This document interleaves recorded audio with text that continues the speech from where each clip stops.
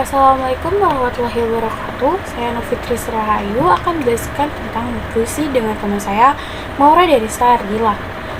Yang pertama yaitu pengertian puisi. Puisi dapat dikatakan sebagai salah satu genre sastra yang menggunakan kata-kata yang estetis dan berirama.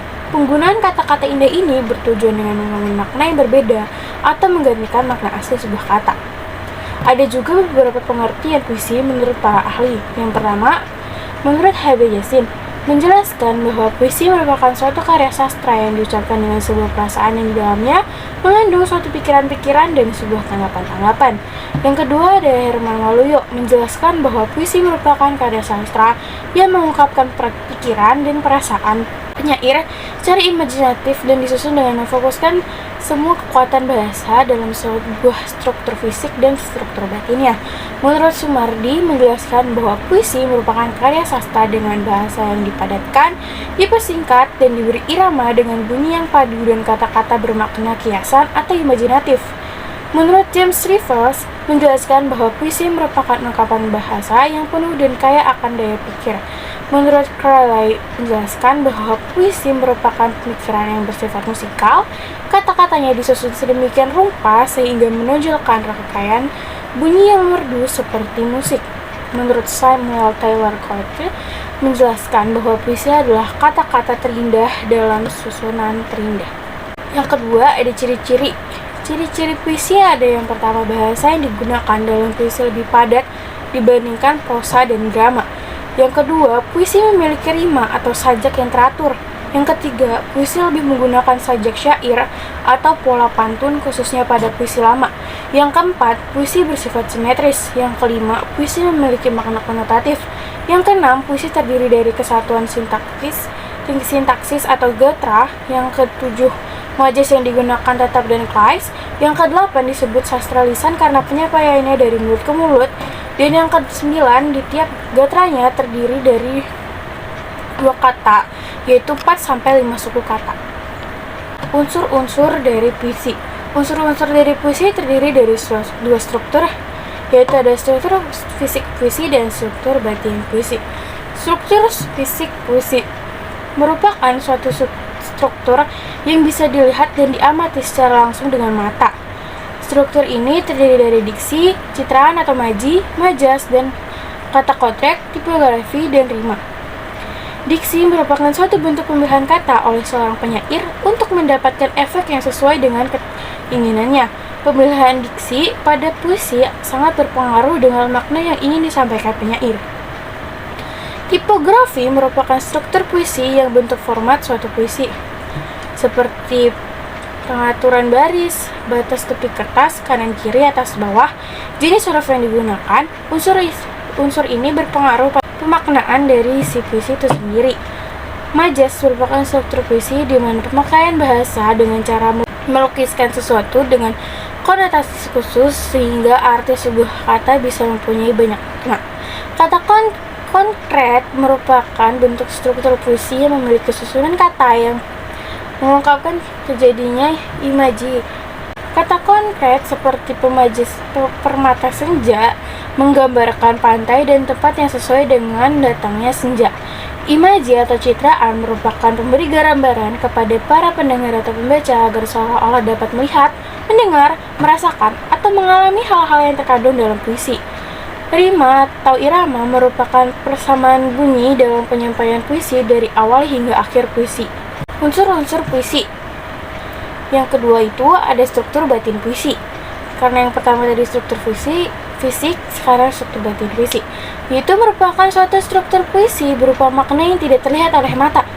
Yang pertama itu adalah tema atau makna, merupakan struktur puisi yang berupa makna yang tersirat yang ingin disampaikan penulis kepada pembaca atau pendengar. Yang kedua merupakan sikap penyair terhadap audiensnya yang berkaitan dengan makna dan rasa. Dari nada yang terdengar, audiens dapat menyempitkan sikap penulis sedang mendikte, menggurui, memandang rendah, atau sikap lainnya.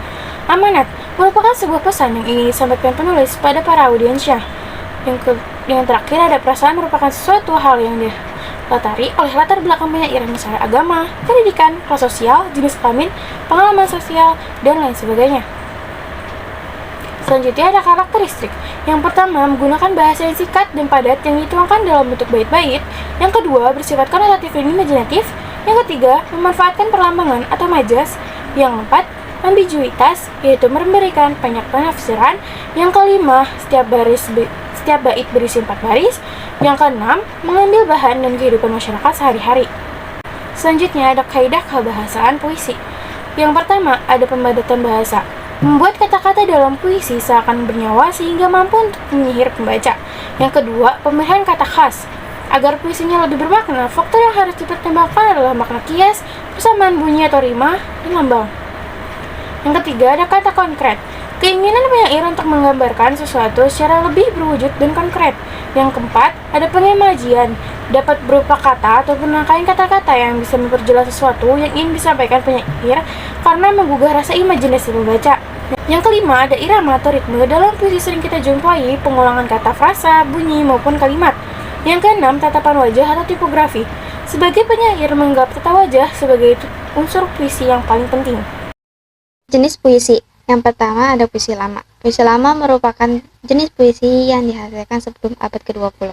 Ciri-ciri puisi lama bersifat anonim karena merupakan puisi rakyat, disampaikan secara lisan atau dari mulut ke mulut dan terkait aturan-aturan yang mengatur jumlah baris tiap bait, jumlah suku kata maupun rima, aturan yang mengikat puisi lama.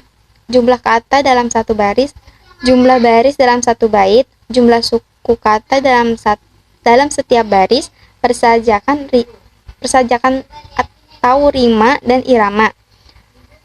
Contoh puisi lamanya, pantun merupakan jenis puisi yang terdiri dari 4 larik dengan rima akhir ABAB. Pantun dapat dibedakan berdasarkan jenisnya, seperti pantun lucu, pantun anak, dan sebagainya.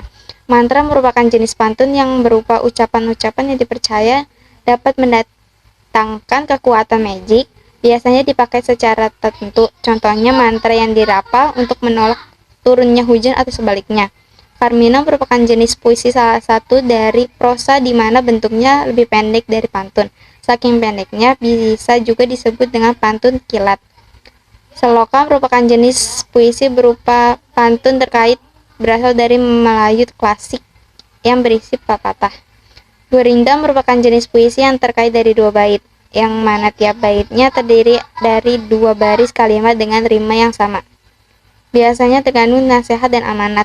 Syair merupakan jenis puisi yang tersusun atas 4 baris dengan bunyi akhir yang serupa. Syair biasanya menceritakan sebuah kisah dan di dalamnya terkandung amanat yang ingin disampaikan penyairnya. Talibun merupakan jenis puisi pantun yang lebih dari 4 baris dan memiliki irama ABC.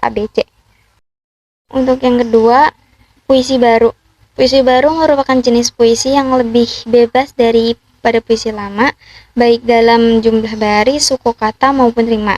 Ciri-ciri puisi, nama penyairnya jelas atau diketahui, memiliki bentuk rapi dan simetris, memiliki gaya bahasa dinamis, memiliki persajakan akhir yang teratur. Sebagian besar puisi baru memiliki 4 seuntai. Setiap barisnya terdiri dari sebuah gatra atau kesatuan sintaksis. Setiap gatra terdiri dari 4-5 suku kata dan banyak menggunakan pola pantun dan syair sekalipun ada juga yang menggunakan pola puisi lama lainnya. Beberapa jenis puisi baru. Balada merupakan jenis puisi sajak sederhana yang mengisahkan tentang cerita rakyat yang mengharukan, terkadang disajikan dalam bentuk dialog atau dinyanyikan. Himne atau gita puja merupakan jenis puisi sejenis nyanyian pujaan yang ditujukan untuk Tuhan atau dewa atau sesuatu yang dianggap penting dan sakral.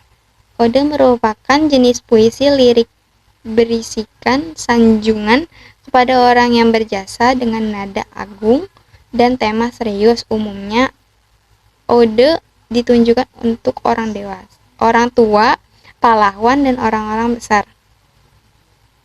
Epigram merupakan jenis puisi yang berisi tentang ajaran dan tuntunan hidup. Epigram berarti unsur pengajaran. Mengajaran nasihat bahwa ke arah kebenaran untuk dijadikan pedoman hidup. Romansa merupakan jenis puisi cerita yang berisi luapan perasaan cinta kasih. Puisi romansa menimbulkan efek romantisme. Elegi merupakan jenis puisi yang berupa syair atau nyanyian yang mengandung ratapan dan ungkapan duka cita, khususnya pada peristiwa kematian. Satire merupakan puisi yang menggunakan bahasa berisi sindiran atau kritik yang disampaikan dalam bentuk ironi, sarkasme, atau parodi. Diskikon merupakan jenis puisi yang masing-masing bait terdiri dari dua baris atau dua suntai. Puisi kontemporer. Puisi kontemporer biasanya digunakan kata-kata yang tidak terlalu memperhatikan kesatuan berbahasa, sepertinya menggunakan kata-kata yang kasar, ejekan, atau lainnya.